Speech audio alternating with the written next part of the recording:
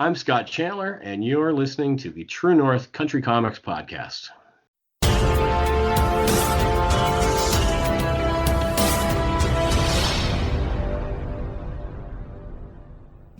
Welcome to the True North Country Comics Podcast, dedicated to promote Canadian comic book creators and supporters. It is November 11th, 2020, Remembrance Day in Canada. I'm John Swinimer.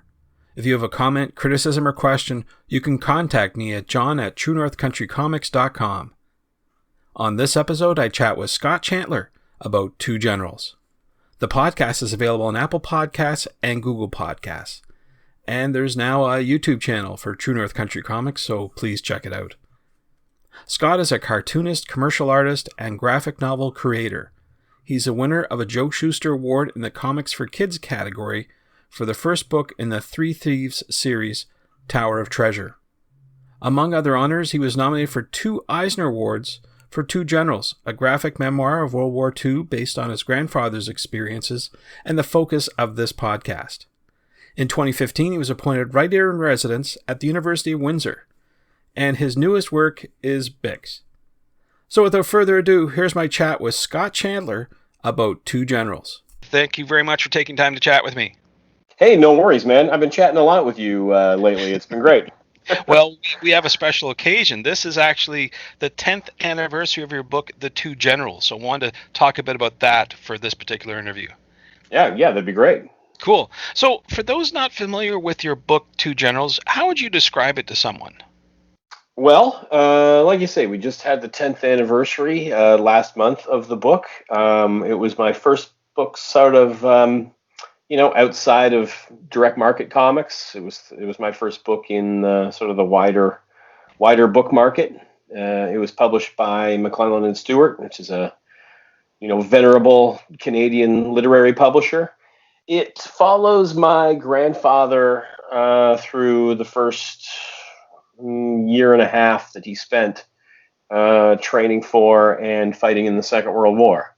And it's largely based on his diary and his best friend Jack Chrysler's letters home. So yeah, it's very historical, very researched, very it's a big Remembrance Day book. It launched just before Remembrance Day in 2010. Since then, it pops up on all kinds of, it seems like every year I'm, speaking somewhere on Remembrance Day or around Remembrance Day, or, one of the big Canadian newspapers will publish a list of, these are the books you must read.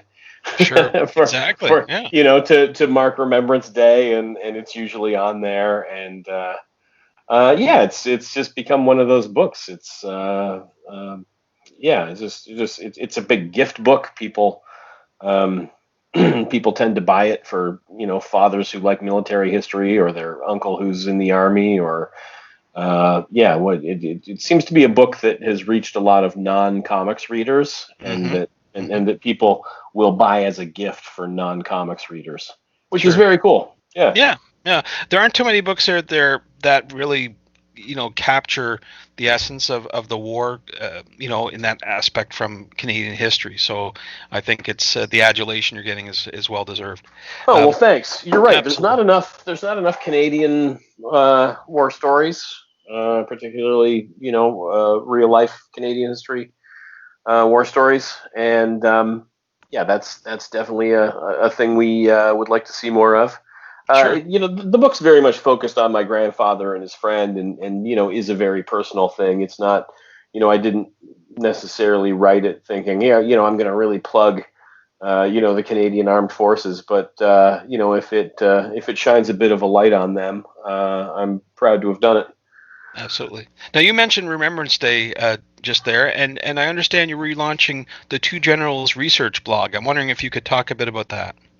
Yes, I actually wanted to have this ready last month. October 26th was the actual publication anniversary date for the book. But I got too busy. I got involved in Battober, and I ended up being a little busier in October than I anticipated. And I am working on a new book, which has taken up a lot of my time. But yeah, back when the book first came out, I had a blog I was doing that, I wanted to detail the creation of the book and all of the research that went into it. And because I was working on the Three Thieves series at the time, and my kids were younger and demanded a lot more of my attention, I couldn't keep it up. I couldn't, having done all the research for the book and created the book, I could not just afford the time to just go back over it all again for the sake of everybody else. So, unfortunately, I kind of took the original blog down, but the book's really popular in schools, both at the high school and university level, and teachers who teach it have been asking me for years, when are you bringing that blog back? I think teachers found it a particularly good, teaching tool, somewhere they could send students after they'd read the book and to, encourage them to do some more thinking about it and some, deeper thinking about it. So yeah, I've always wanted to get that blog back up and running, and what with the pandemic and everything, it's not like I got great gobs of time or anything, but Right.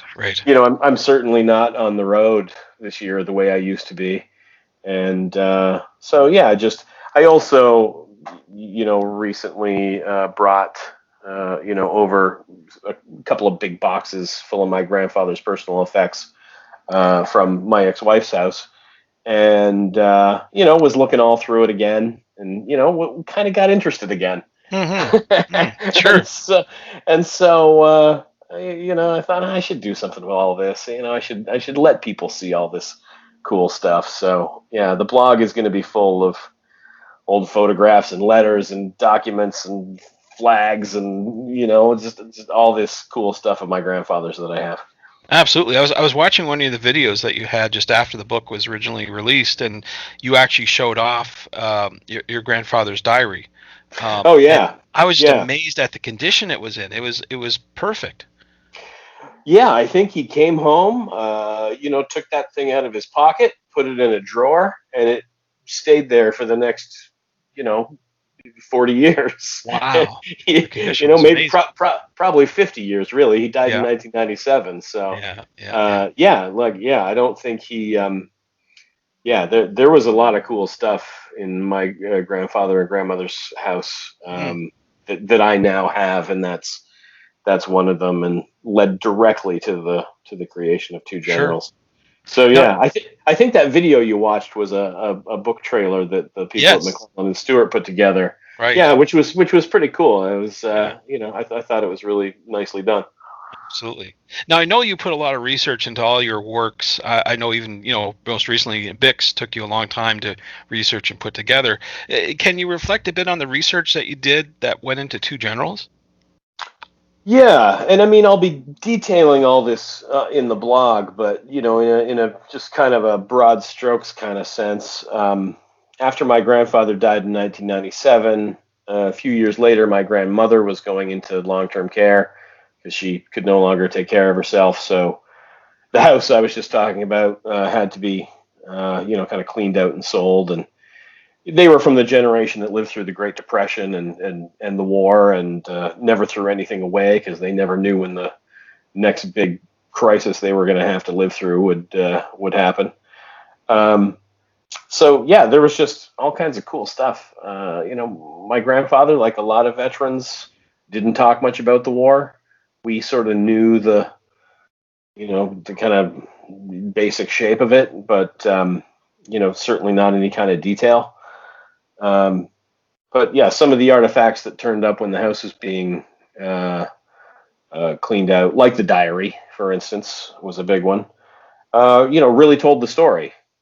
And at the time, like, I wasn't even working in comics then, and it would be years before I got the idea to do the book. But certainly, I started piecing together the story that would become the book, years before that. And like, people would come over, to my place for dinner, and I'd pull out all this cool stuff I have. I've got, flags with bullet holes and bloodstains on them. I've got paperwork from the invasion of Normandy. I've got tons of old photographs that have never been seen or published anywhere. and I'd show people this stuff, and especially after I started working in comics and started getting involved with some historical material in my early books, like Days Like This, people would say, "Is this going to be your next book?" Hmm. And I would be scandalized by the idea. I would be like, "No, are you kidding?" My grandfather was very private, especially about this kind of thing, and yeah, I do not think he would have dug the idea particularly. Mm. But yeah, I think over the years, enough people suggested it, and I just, got enough confidence in my abilities to even try it. And yeah, so I started, digging into all this real primary material that I have, like I say, diaries and letters Right. and all this stuff. Of course, there was a lot of reading to do about the Second World War in general, but the book is very much a specific, you know, specific thing about two particular men, and that I had all the material I needed for. Sure. Now, I was doing my own research on your book and noticed back in 2012 you spoke at TEDx Waterloo about drawing stories, and you had mentioned that the book was being used in the high school curriculum. So I was wondering, did you ever envision the book as a teaching tool about Canadian history and the war? No, not really. And it seems silly now because the book has been so popular in schools. Um, but when you're working on a book, you're just trying really hard to make sure it doesn't suck. you're, you're Right. you're not thinking of much of a, you know. I wasn't sure. Again, it seems weird now, but I wasn't sure when I was working on Two Generals who this book was even for. Like it seemed very much for sort of me and the six people in my family who knew who these people were. Um, yeah, I had no idea, but it happened right away. Hmm. An old friend of mine who is a teacher and worked at the Thames Valley Board of Education came to the very first public talk I gave about the book on Remembrance Day 2010 and got a copy. And we had a brief conversation about whether it would be appropriate for the classroom. And I got a call from her a couple of days later after she'd read it, and she was super excited and Right. enthusiastic Sure. about it. I think I think it turned out to be even better than she was anticipating. Um, so yeah, she very quickly worked it into the curriculum in that board, which was great because I got to be very involved in that. I came in to talk to all the teachers who were teaching it the first year, and then later, after that semester was over, they all presented to me in terms of what they had done with the book in English and history and art. Three different subjects you can teach that book in, which is kind of cool. Sure. Yeah, and that was great. And since then, it's just yeah, I know it's on the reading list for a bunch of university courses all over the place. Yeah, I know I speak to lots of teachers who use it kind of more unofficially in the classroom as an introduction to the Second World War. But yeah, it's definitely not something I ever imagined while I was creating the book at all. There you go. That's Yeah. great. That's great. Well, I remember back in 2018, I covered this your participation in the War and Comics exhibit at the Memorial University of Newfoundland, with Yes. Two Generals being the focus. Now, the organizer Irene Valensis called Two Generals one of Canada's best reads, and I think that's very true. So I'm wondering if you could reflect a bit on that specific event that focused on the war. Yeah, that was a really cool event that Irene put together. With myself and Jason Lutz and boy, I'm blanking on the names of some of the other artists who were Yeah. involved, but yeah, she put together a really great lineup of books and artists, and yeah, and they did it in conjunction with the regiment out there. I'm Hmm. also I'm, Right. I'm also I'm also blanking on the name of the regiment, but it was a nice kind of concerted effort between the university and the regiment, and again, it was another one of those things that was great outreach to people who aren't necessarily comics readers. Mm-hmm. And this is something I've focused on throughout my career is, bringing in all those other people, and yeah, it was terrific. I mean, the gallery itself and the reception and speeches and stuff that I went to were held at the regiment. Mm-hmm. So, you got all the local military crowd and local history types and all that. And yeah, it was a terrific event. Absolutely. Yeah, I wish I could have been there because Yeah. there's a lot of great history there in Newfoundland, especially, being outside of Canada, but still participating, doing their duty in the war. I think that says something for sure. So Yeah, Lisa, absolutely. do you ever think you'll revisit Canadian wartime in any of your future projects? I don't think so. I've learned to never say never, but I have, like when I was done two generals, I was done it. Yeah. I actually turned down a really good project shortly after two generals because it dealt with the Second World War, and I was just so burnt out.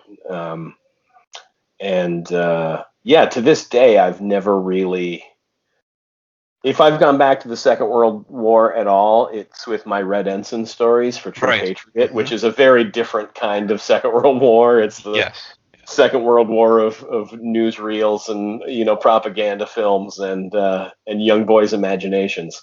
Right. So Right. that at least felt like a different, that's less commenting on the war and more commenting on our, sometimes, skewed and overly heroic idea of it.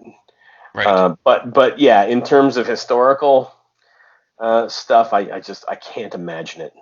I Okay. Sure. No, Yeah, yeah, yeah. It's I like the time period. I might go back to the 40s at some point, but I doubt it would be. I doubt it would be a war book. In fact, with Bix recently under my belt, I'm just exhausted with history okay. Yeah. I would right now. imagine. Again, like I tend to do a big historical book every 10 years. Okay.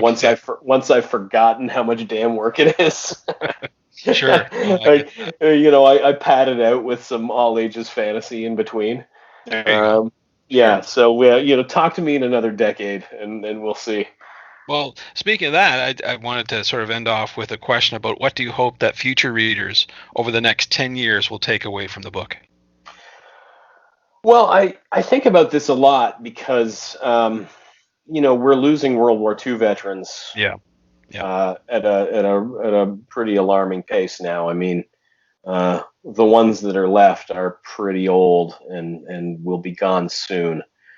Um, so yeah, I'm not. I mean, I'm glad I did the book for that. I guess who's left to help people remember are authors who have written about the war Hmm. and have gotten into it the way I have with both hands and unearthed something for other people to like I say to facilitate their solemn acts of remembrance. And yeah, like as I said before, I have talked, this year I'm not doing it because of the pandemic, but every Remembrance Day since the book came out, I have been somewhere at a library or a school or a veterans hall or an archives or something talking about this book. And I guess it's going to kind of be my duty to continue to do that as there are fewer veterans to tell their stories. It'll be up to the rest of us to tell those stories for them. Right. And yeah, and I'm there for it. Well, that's when a this very worthwhile cause, that's for sure. Yeah, when this COVID business is over, people should call me, and I will come give them the whole two generals talk that I've done all over the country at this point. Very good. Well, Scott, those are all the questions I have for you, but I'm wondering if there's something I didn't ask that you'd like to get across in this interview. I should tell people the domain name, the web address for the new Two Generals blog, Mm-hmm. which I just finally got up and running today. It's two-generals.com. That's TWO-generals.com. And I've got some introductory material up there and the first post on the first scene of the book. And I've been test driving it a bit today, and it seems to work pretty good. So it's out there now for the world to see. So I hope people will go check that out. Thanks to Scott for the chat. You can discover more about Scott on Twitter at Scott Chantler and online at scottchantler.com. And you can discover more about Two Generals at two-generals.com. And thanks to you for listening to the True North Country Comics podcast. If you haven't done so already, please subscribe to and like this podcast on Apple Podcasts.